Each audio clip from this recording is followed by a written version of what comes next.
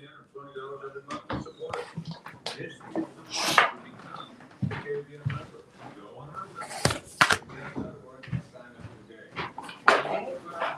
We need you and we want you. Hey, baby.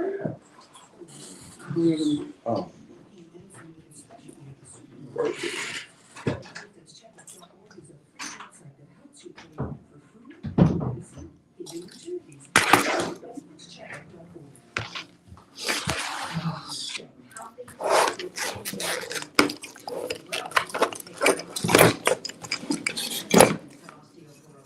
A hereditary disease that makes bones weak and more. I need you to put in.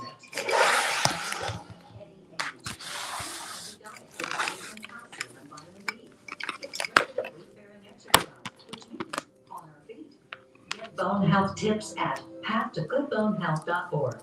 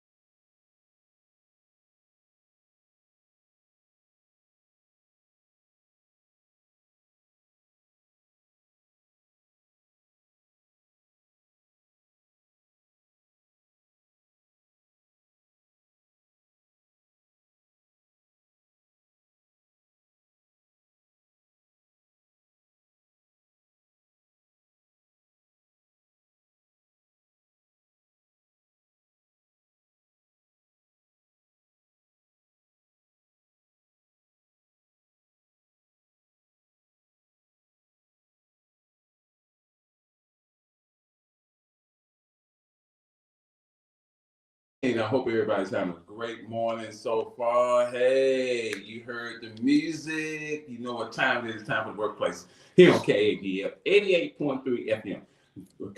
Community radio where we are the voice of the people. Hey, happy new year to everybody. This is the first show of the new year. So we're going to have a great discussion today. I think we're going to have a great show.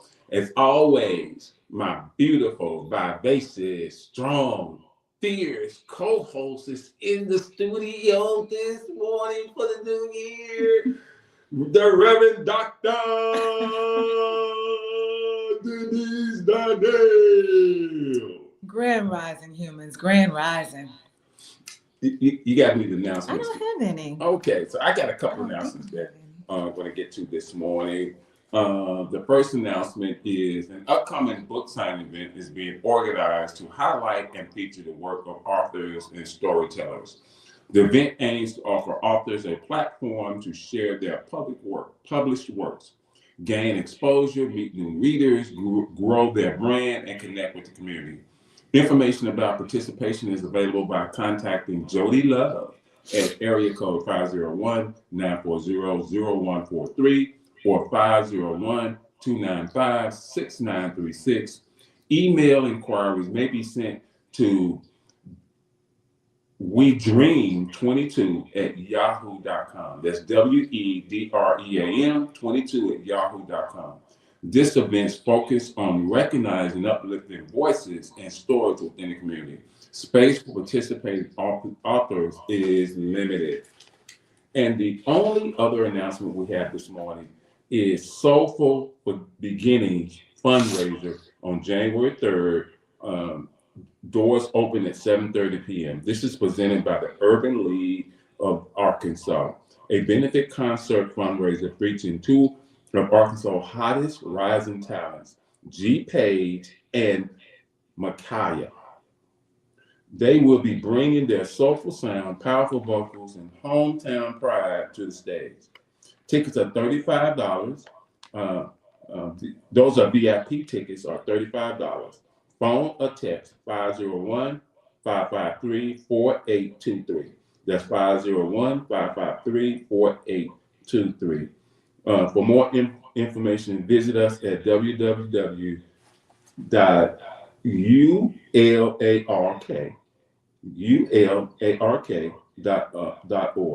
And this will take place at Infusions Retro Bar and Lounge, 10700 North Rodney Parham Road in Little Rock, Arkansas, 72212. So those are your announcements for today. So Denise, how was your new year? What did you do? I don't celebrate holidays. Okay. And for me, I just slept. Me and my aunt, we watched the football game watched us. It was funny because we would both wake up at the same time to see somebody score. And we were like, oh, they scored. And then next thing you know, we'd doze back off and we'll wake up. Somebody scored again. Yeah, so I know New Year's for a lot of people is a time where they start to make what I call wives. I call resolutions. Not all, but I think a lot of people have the intent to change some things. They have the intent to make some things different. They have this idea that, okay, it's a new year, it's a new beginning, things are going to be different. I think one of the things that happens is that just because the year changed, I think a lot of people believe that what was left, that I'm leaving stuff in 2025 and I'm beginning 2026 anew. But in reality, the issues you had on December 31st, 2025 are still there on January 1st, 2026. Those things are still there. And then when you look at the what's going on in this country, you look at what's going on in the community, you look at what's going on in racism, you look at all these things, and the question that should be asked is, what am I going to do in 2026 to change the narrative from 2025? We've had great conversations throughout this year. We had conversations about reparations. We had conversations about capitalism. We had conversations about divesting. We've had conversations about religion. We had conversations about everything. And in 2026, those conversations still continue.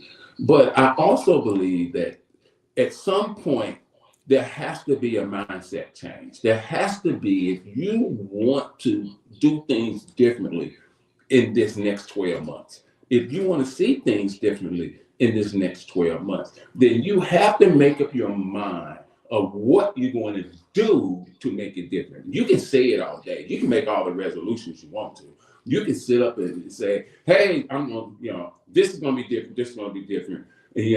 And your intent may be there.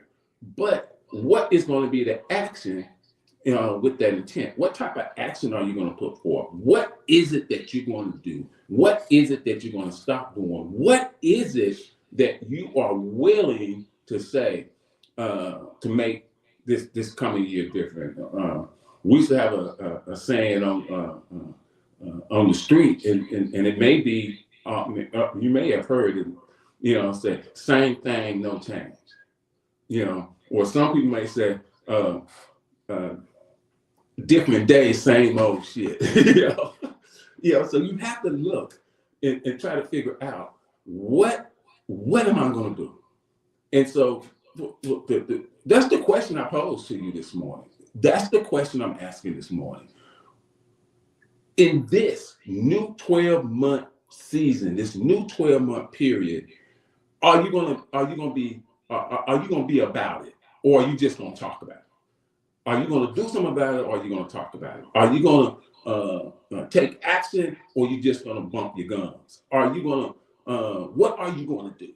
What are you willing to do, and what are you willing to either give up, sacrifice, however you look at it, to make this change? I've been, something has been happening to me. Something's going on with my mic or something. Let me see. Something's been happening to me as I walk these days.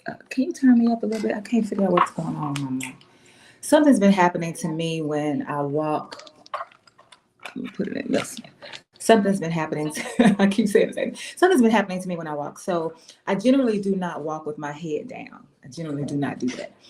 But every once in a while, I will look down. And so far, it's been like this for the last month at least. So far, when I looked at the times that I do look down, I'll find a penny on the street.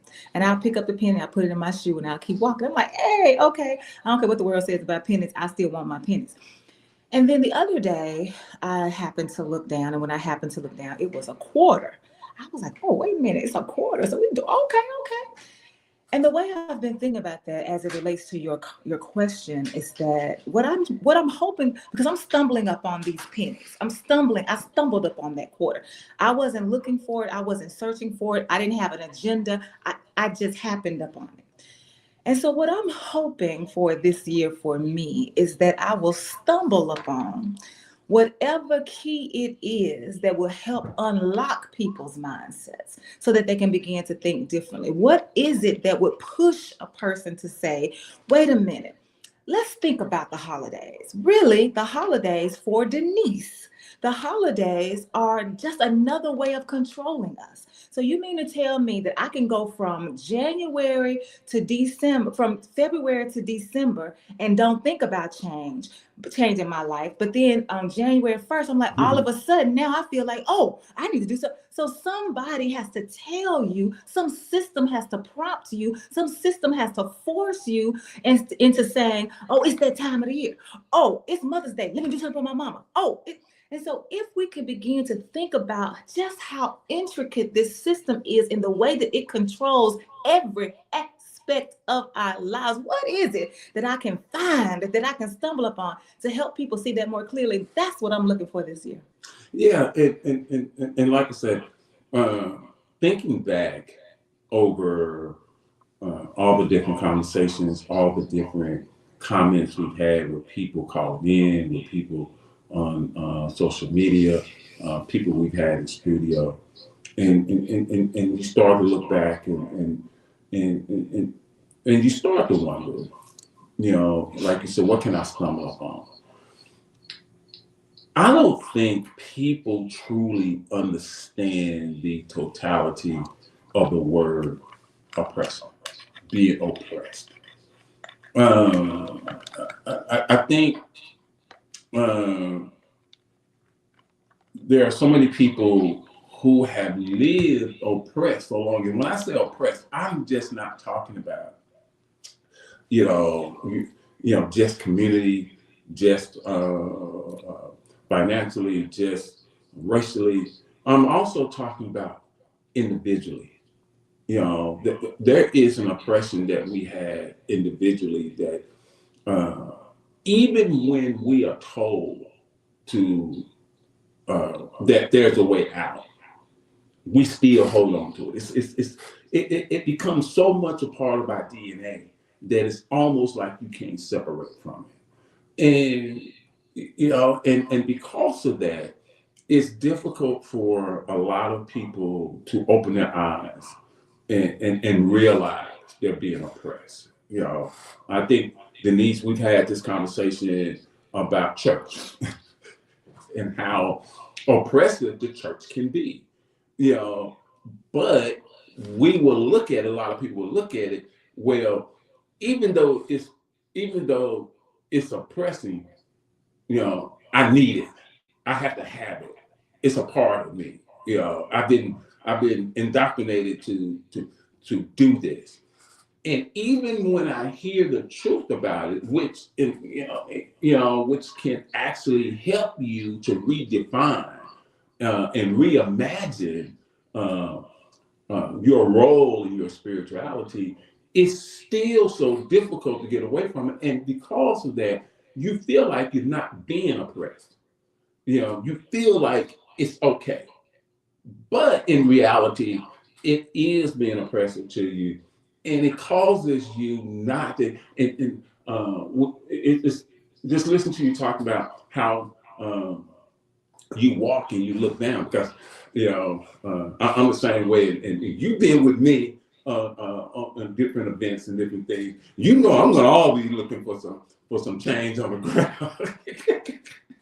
I want my coins, uh, but there are some people who will see, who will see the quarter, or who will see the penny, and who would see the dime and keep walking because they, it's not worth my time to bend down and pick that up, and they don't realize that dime may be the beginning of something that can free you up. And I think because we don't look at it like that, and we don't look at the church as being oppressive, then it keeps us in a place where we can't truly break through. I think that there are some people who really do see the church for what it is, and they find out that they know that it's oppressive. But what they value more is how people view them, how people see them. So if they were to tell somebody, "Oh, I don't go to church anymore because I think it's oppressive," and that person then judges them for that, that makes them feel some kind of way because we want so much to belong. We want so much for people to like us. We want so much for. I was talking to a friend the other day, and he had to go to the bathroom real bad, like real bad. And he went into the stall, but it was somebody else in the stall with him.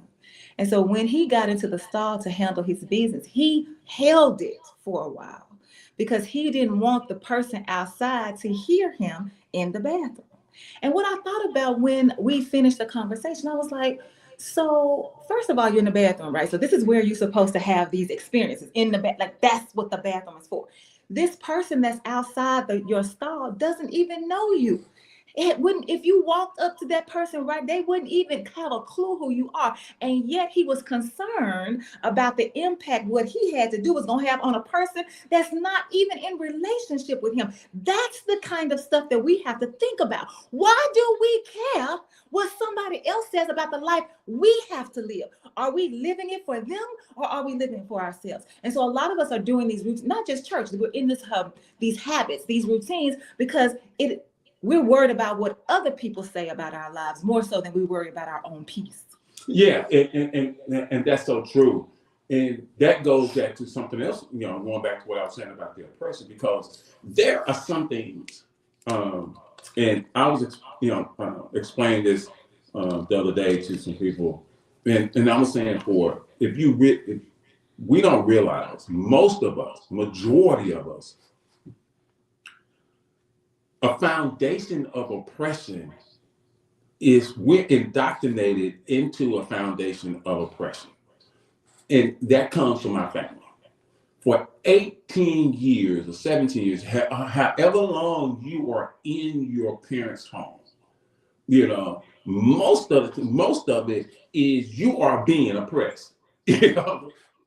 Children are to be seen and not heard. You can't do this. You can't do that. Don't talk about this. Don't talk about, and most times parents won't sit down and truly explain or truly have conversation with their children about certain things. And because you're in that oppressive state for 18 years. And so now, even, let's face it, let's face it.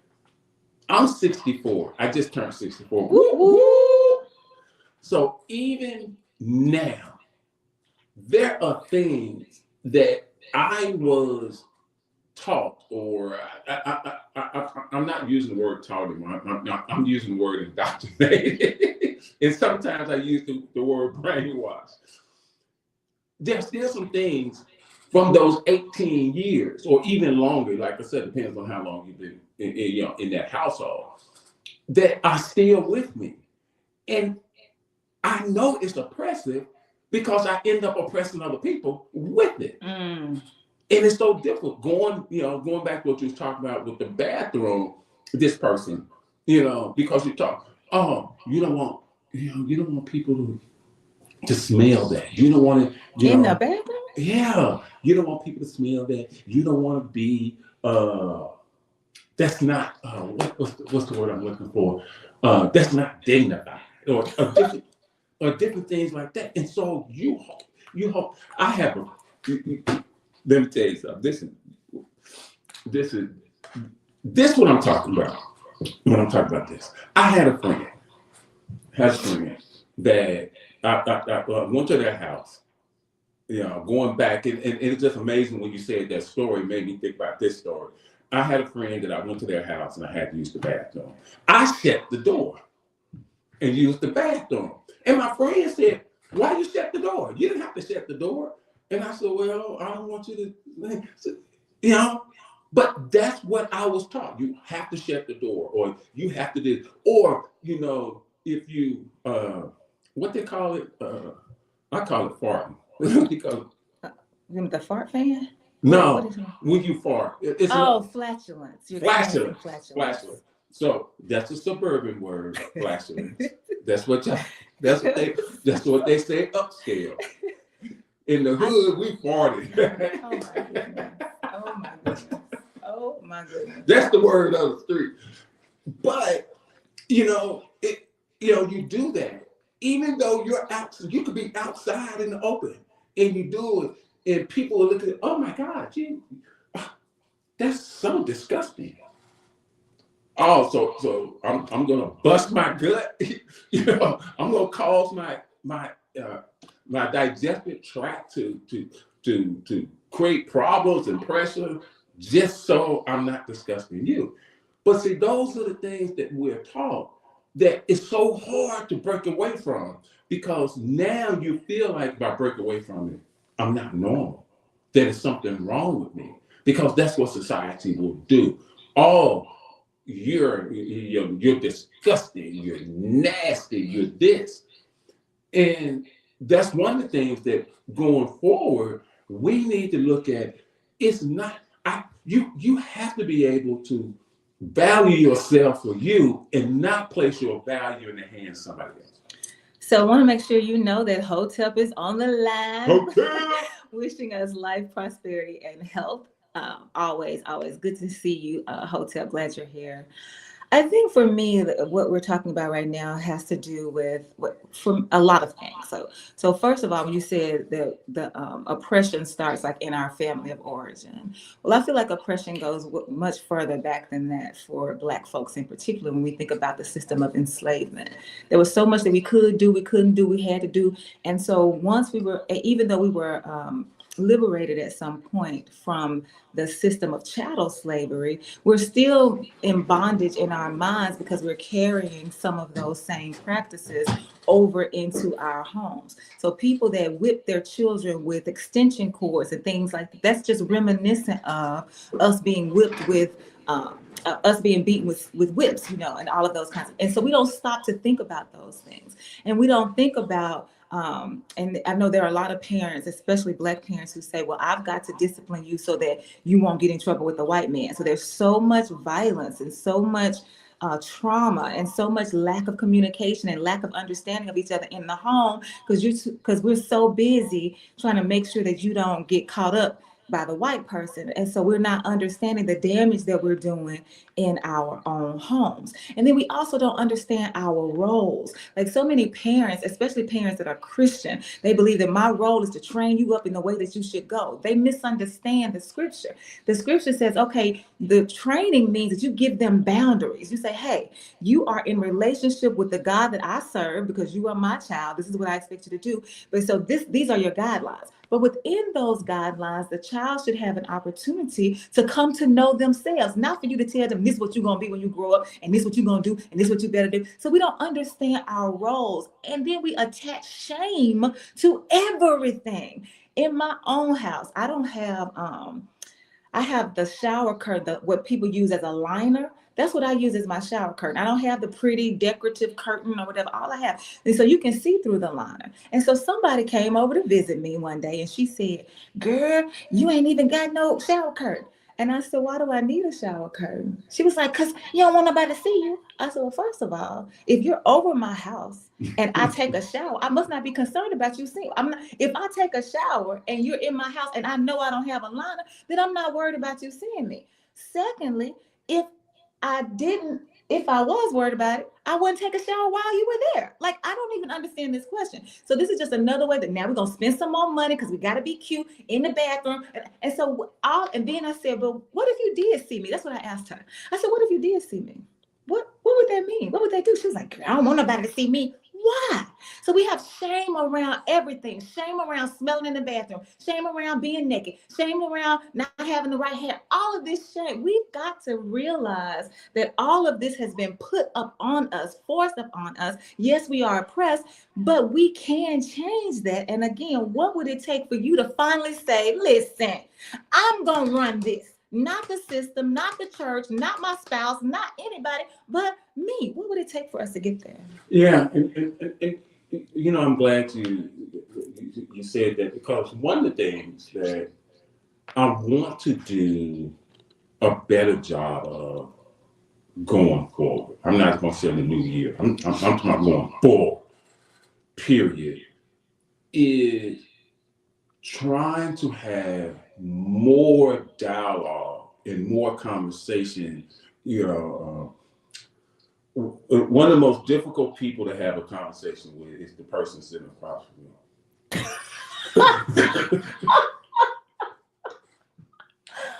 Y'all just don't know. Y'all just don't know. You know, there have been times where me and Denise have been in conversation. There's been times me and Denise been in conversation. I'll get back to that point. Call you there. Good morning to you all. Good morning. Good morning. Hold on 1 second. How he gonna call us and put us on hold? No. He gonna call us and put us on hold. You're the man. You know what? I love you for that, because you're bold enough to do it. You're bold enough to do it. Oh, that's funny. You know, there's a lot of saying about, I want to do this year. The first thing, you should thank yourself for whatever good you did. Yeah. Pat yourself on the back. You see, and if you're going to compete, I'm going to do better this year than I did last year. We are not competing with one another. If you're going to compete about doing righteousness, not to hurt someone. Oh, I don't like you because you got this. Let's do some righteousness for one another. And I thank y'all, man. I enjoy y'all really. Thank you. Well, that is one thing I'm gonna do this year. I'm gonna find that man right there. You're gonna find that man. Right You're on the man hunt. I'm on the man hunt. On the man hunt. So what I was saying is that when it was difficult, even when we first started the show, co-hosting the show, that it was difficult for me to have conversations with Denise, because part of her idea and who she is, and so many other people are, is how do we move this conversation forward? How do we move the conversation to a place where it benefits, something, or benefits people or the conversation. I didn't understand that. I'm like, moving the conversation for me, moving it where, and so it would be this real contentiousness. It would be, I think one time I threw the headphones off my head and walked out Threw the them studio. down. Because now, and that's what happens. And this is what I'm talking about. When we're talking about some of these things, these oppressive things, some of these issues that we're going through, some of the things that are being pointed out that can help you, because it's so ingrained, because it's so much a part of our DNA, it's hard for us. We get offended. We get offended because we actually think somebody is talking about us. We actually think somebody is talking in a negative way towards us, and it's not. It's trying to move a person to a place where they can understand this is what's happening. Now here's an opportunity for you to change it. But that becomes, it becomes so conflictual within us, because now everything that I've been taught, or these things that I've learned, now I have to rethink it. But I don't want to rethink it because it's comfortable, even though I know it's detrimental to me, even though I know it's hurting me, even though I know it's oppressive.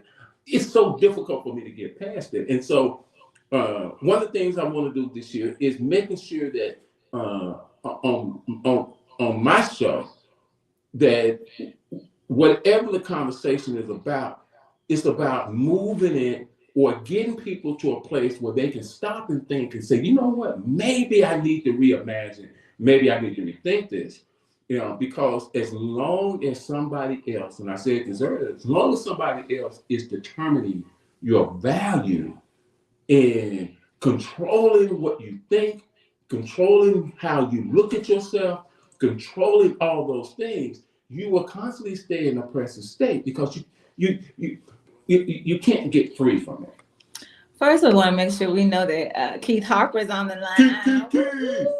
What's up, Keith? I'm going to say this one more time. I still remember the conversation from 16. That's all I'm going to say about that. Oh, okay. But I want to, when you talk about moving the conversation forward, one of the things that my older brother, he comes on the line sometimes, Dr. Derek Donnell, one of the things that he said to me one day, because we talk real talk. Like, we don't talk about the birds and the bees and all that. We talk real talk.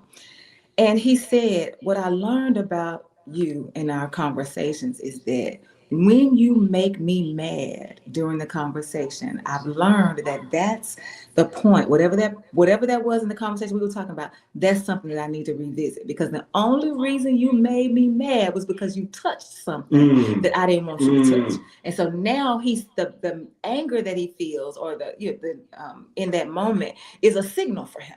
And so I have had to learn so what I'm saying is we have to learn our bodies, because when people are talking to us, when we are experiencing things, our bodies are responding in some way. And we have to get to know our bodies. Like, I know, because I grew up in violence. I know I was having this conversation the other day because the first man that I fell in love with was a drug dealer, and his mama one time asked me if I was afraid of him because he was a drug dealer. And I said, no. She said, you're not scared he's going to do something to you? I was like, no. She said, you're not scared he's going to hit you? I said, no. As a matter of fact, I'm the one who swings on him. That's what I told his mama. She said, what? I said, yes. So the idea was that, because he's a drug dealer, he must be violent. And because I'm a Christian, I must be peaceful. It was not like that at all. I'm the Christian and I'm the one that was violent. And so because of that, I had to learn how to manage violence. And when I feel the rage in my body, I know where it starts. And I also know where it has to get before I lose control. And so when I feel it, I'm like, oh, okay, now I know what to do. I need to stop. This ain't going to end well, Mr. Good Sir. Let me stop this conversation right now. I remove myself from the situation. I know that if it keeps climbing and so you have to know your body so you can recognize the signals that it's sending you, so you can say, this is what I'm not about to do, or this is good. So when we're in conversation with people and they say something that makes you feel some kind of way, what is that? And I think that if we can name that, if we can learn that about ourselves, it would help the conversation, because many times when I'm asking people questions, the only reason they get mad is because they don't know the answer. Yeah, and I'm glad you mentioned that about knowing yourself. The one thing that we as individuals, as humans, that we have to understand. There's a good, bad, and ugly with all of us, and you have to understand all that. You know, if you only concentrate, if you only want to look at the good, you know, and you only want to look at the bad, and you don't want to look at the ugly. And what I'm talking about, when I talk about the good, the bad, and the ugly, it's some things about each one of us that we can be.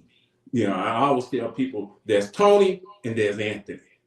You know, Toney is the benevolent, loving, easygoing. Anthony can be wild. Anthony is the wild card. Anthony will do anything. But you have that balance, and you have that in everybody's life. You have those things. You have those different personalities, and you have to understand. I was watching last week. I was watching Sports Center, and it was a conversation. They were talking about Draymond Green, and for those of you who may not know, Draymond Green is plays for the Golden State Warriors. You know, a lot of people label him as a what's the word? Label him like in the same vein as how they used to label Dennis Rodman. They said he can be very forceful on the court. He gets a lot of text. They say he's an angry black man in a lot of ways. And so he got into it on the sidelines with his coach, Steve Kerr. And then he got up and he walked to the locker room. And everybody was like, oh, there goes Draymond. They need to do something with him. They need to find it. And during the press conference after the game, and he was talking to him, and he said this. And when you say that, Denise, it just really resonated with me, because he said the same thing. He said that I was in conversation with Coach Kerr about the game. He said, and as the conversation went on, I knew it was not going to end well. So what I did is remove myself, and I went to the locker room. And he said, I don't care what y'all think. He said, I know if I would have stayed there, it was not going to end well. And to me, and people were talking about it, and, they said, oh, he was wrong for that. That's disrespectful to the coach. I said, no. He knew, what's the use of staying in this conversation that I know what my triggers are, and it was getting close to the trigger being pulled. And next thing you know, something's gonna happen. Then now I have to answer to the action instead of removing myself away from that action.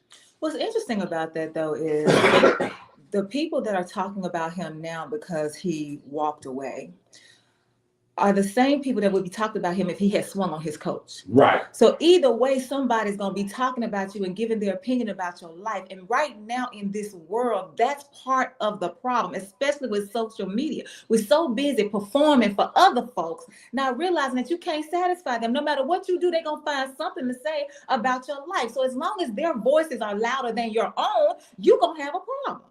And here's what Lowe says. Lowe says, I agree with you, Miss Denise, but this says it best. Study to show thyself approved. However, know thyself. And that black man that calls in, and I told y'all I'm going to find, he always says it. You got to know who you are. And if you know who you are, then you're not worried about what somebody else saying about you, because they don't know who you are. They just talking because they can talk, talking to try to make themselves relevant, talking because it makes them feel better. Or most of the time they're talking about you because it's deflection. It's a deflection so that they don't have to deal with themselves. Yeah, and we see this playing out throughout, especially with black people. I've seen Draymond Green in different settings. People don't talk about his intelligence. He's doing, if he's not in the playoffs, they get him on all as a broadcaster. He's on the air broadcasting and talking about the games and commentating. If you see him on different shows, he's very, he cool, you know. But because of the competition that's inside, because of the competitive nature when he's playing basketball, you know, that's the only thing people recognize. The only thing that people recognize is his, you know, his technical fouls and all this other stuff. But they don't see the other part. And I think that's the problem that people have. I've met people who who feel like when I meet somebody, they look at my appearance. That's all they see. That's all they see. And they don't see nothing else. They don't see my intelligence. They don't see my creativity. They don't see my imagination. They don't see my value. All they see is my appearance. Whether I'm big, whether I'm skinny, you know, that's all they see. Whether my hair is a certain way or what, that's all they see. They don't see nothing else. And because now we want people to see us based on our appearance, you know, and hopefully they look at us for our intelligence, we feel like, well, my appearance is going to get me in the door, then I can use my intelligence. Well, see, the system of whiteness and the system of white inhumanity for all people, it's like this for all people, but particularly for Black people. The only reason they're looking at us is to see how they can exploit us. So I'm not concerned about your intelligence because I'm not trying to use that. I want your body. I want to use your body. So these people that are in the sports arena, you talk about Draymond Green. Well, no, I don't care about you being a commentator because I want you to perform for me on this basketball court. I want you to perform in a way that the team is going to progress. We're going to make it to the playoffs so I can make even more money in terms of the people who own it. And then for the people who are coming to watch, I've come to watch this Black man play because he's got all these abilities and all of that. We have always been on the stage for white people. And I say that all the time. I know I have tap danced for white people many a day because that's all they want. They don't, most of the system of whiteness I'm talking about, they're not concerned about the essence of who you are. And when we were talking about Toney and Anthony, I had this conversation with my friend one time. He said that he was working on this job, and I want to say it was 11 years he was working on this job. Let's just use me and you for an example. So we've been sitting at this studio across from each other, whether I'm the co-host or you the co-host, we've been sitting, it's probably been over 5 years now. I don't even know how long it's been. But we've been sitting here all this time. So you feel like you know me, you know, I know a little bit about Denise. I pretty much know the essence of who she is because it's been 6, 7, 8, 9 years. And then one day I go out and kill somebody. And then you say, oh my goodness, I had no idea she was bad. I've been sitting across from her for these 10 years.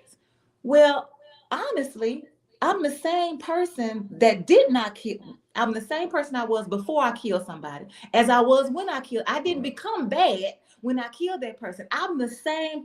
For me, it's not a Denise and another person.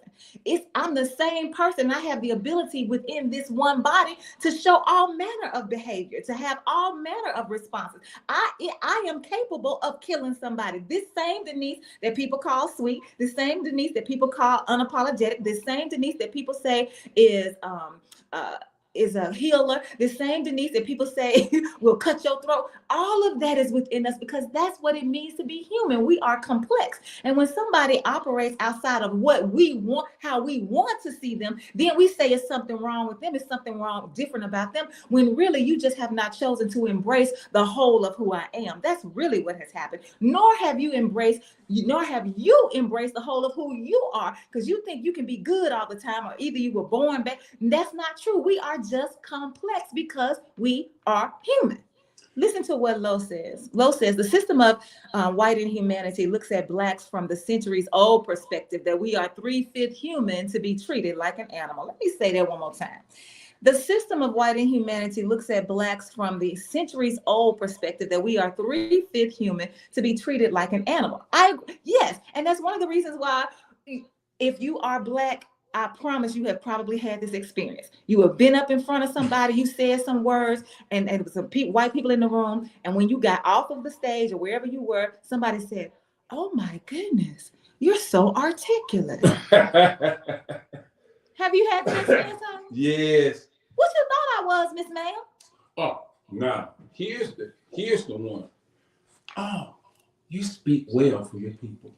What? Now ain't nobody else said that to me. Yeah, this is a 70s, late 60s, 70s, or you speak, you know what, you are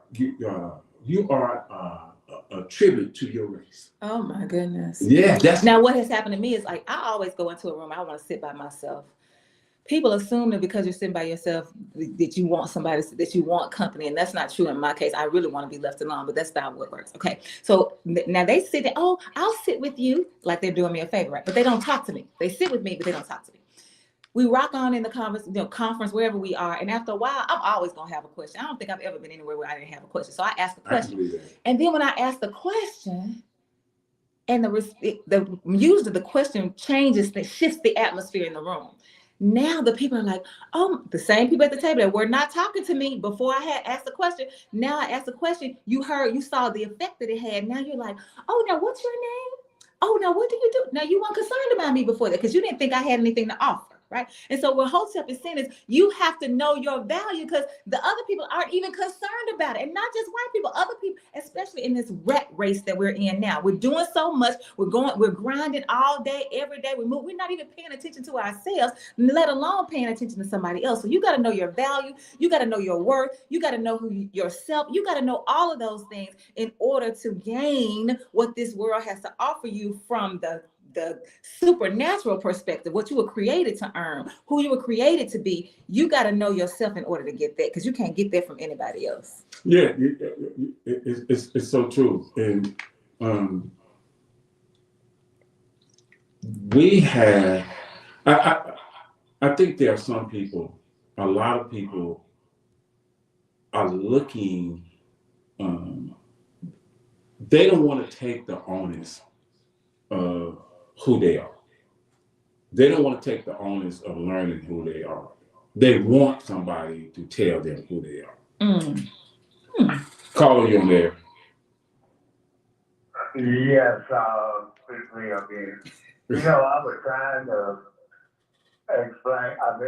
Sometimes I can't explain what I'm really saying. But when I was talking about we have an identity crisis among ourselves, I could look at a person and say, I know that person has divine in them, but I had to train myself to be able to do that.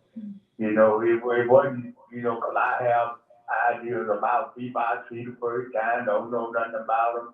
And another thing we have a communication gap with our words on how we treat one another. We communicate the wrong, the children do things that grown people are done. The children act that way when they get, upset about something. You take a toy, but grown, mature people should be acting like that. We should be able to communicate and come up with the best solution for ourselves, for the world, or whatever. We don't supposed to be. If you don't get angry when somebody tells you something about what you believe, that means you're insecure in your own beliefs. Say that. Thank y'all. And not only learning who you are, and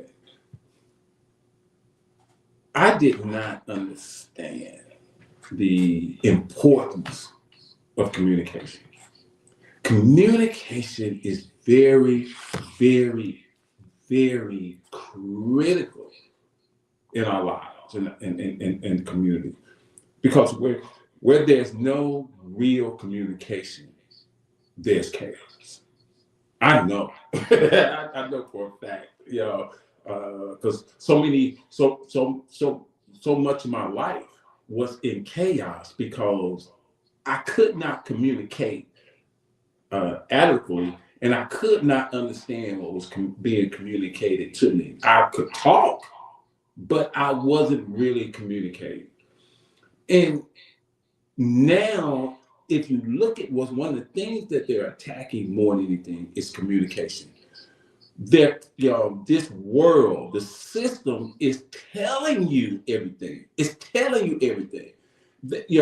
And they're telling you not to question. They're just telling you, and we are just absorbing it through, whether it's through the television, whether through media, whether through social media, all this.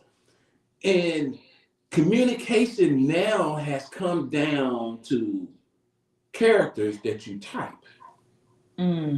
That's what the communication is. Emails, text messages, Instagram, Snapchat, that's communication now. So now when you get into a place, you get into a space where you actually have to open up your mouth and talk to someone and understand what's being said and getting feedback on what you are saying.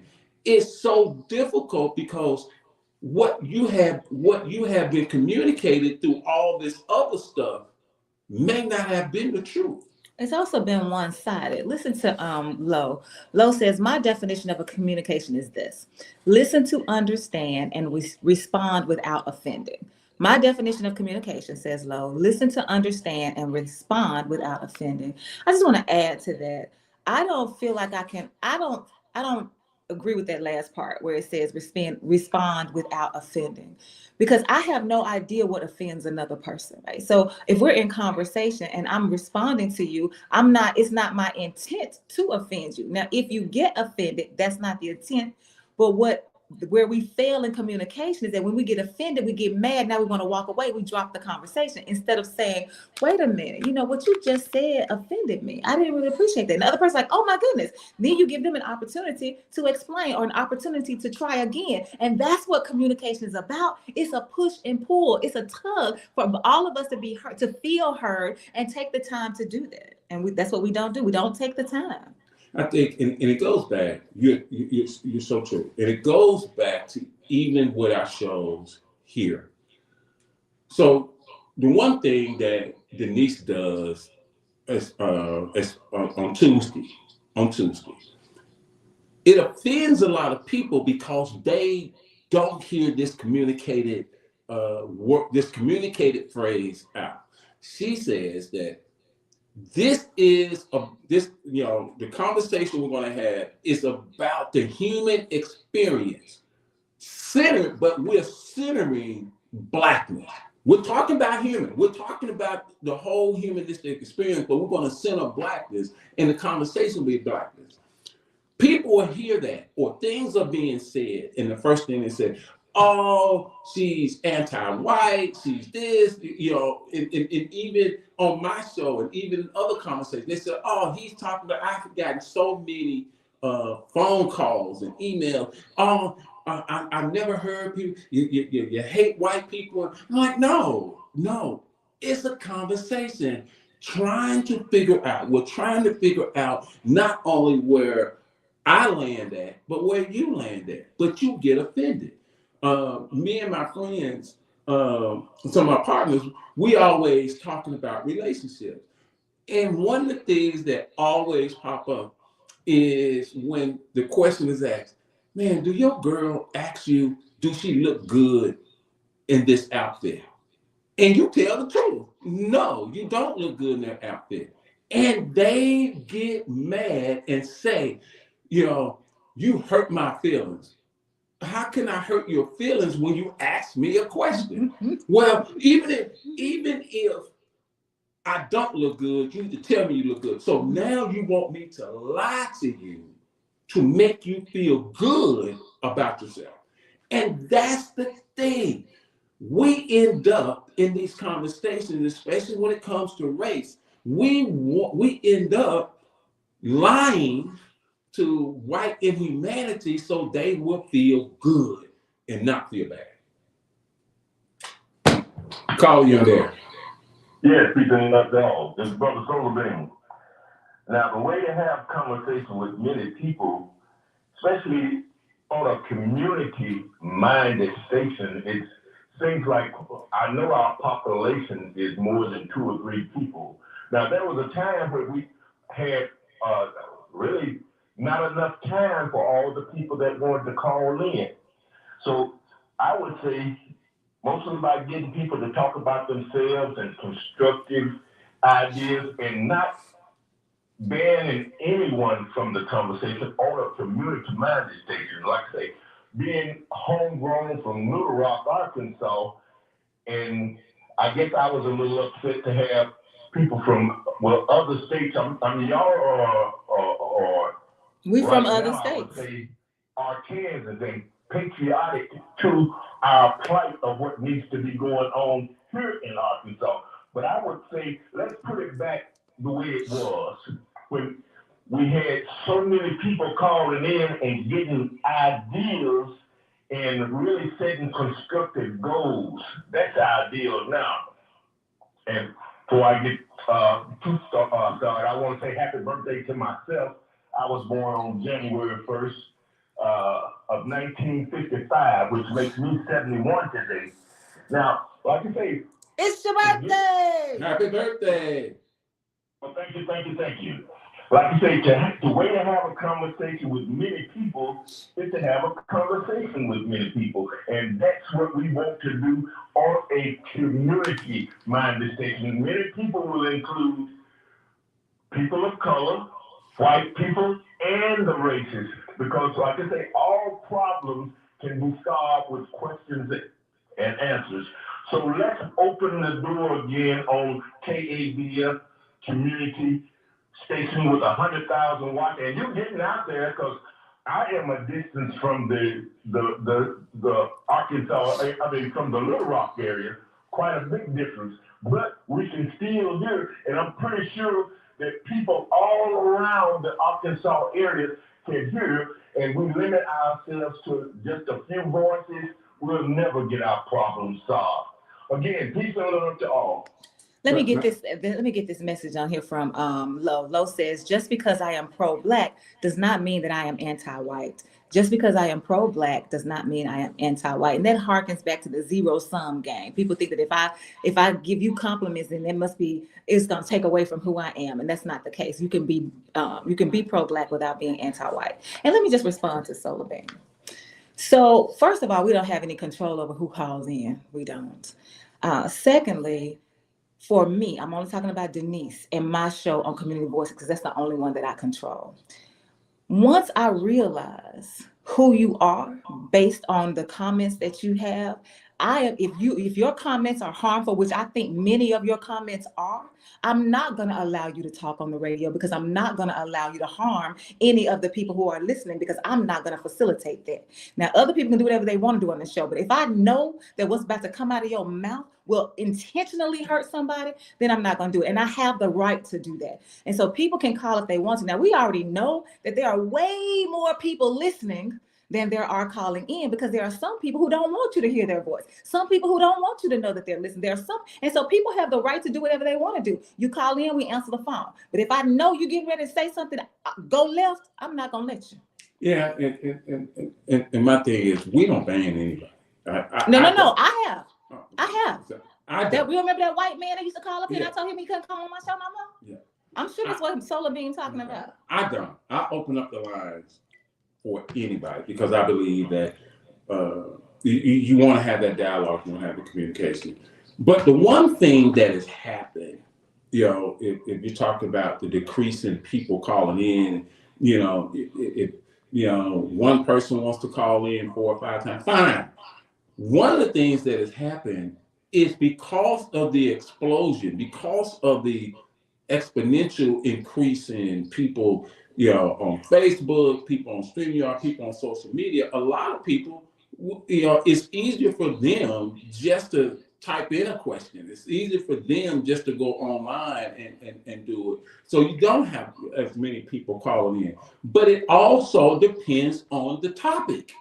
But it also depends, well, I don't want to say it also depends on, but one of the things I also want to put out there for some people, some of the complaints that I get, because I don't want to speak for Tony, is that some of you who do call in, you talk for 5 or 6 or 7 minutes all by yourself. And then other people are trying to get in, but we don't let them in because we want to let you talk and we never cut you off unless it's time. And so that's another thing to think about. Like, how does this work? And so everybody has to work together to make it happen. Yeah. Hey, so we out of time. We out of time. It's time for us to go. Hey, I hope everybody enjoyed the rest of their day. I hope this conversation was helpful in ways for people. I hope this conversation put something on your mind. I hope that you will look at going forward and learning about who you are, valuing who you are, and doing something about trying to move community forward.